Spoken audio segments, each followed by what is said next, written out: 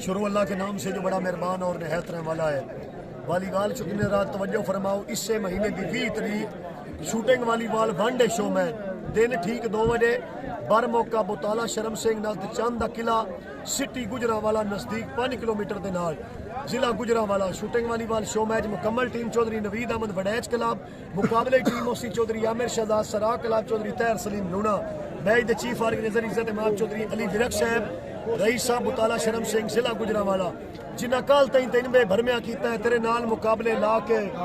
अज वत लटक के टुरदा वतदा वो सगवे नार ला के शाला हुण इतबार दी मार न देनी रख मुलक तू दर्द बचा के सारी जिंदगी वास्ते गल घत लै तावीज़ दे वांग मड़ा के ओ वक्तां दे वेले दा भाईवाल मेरा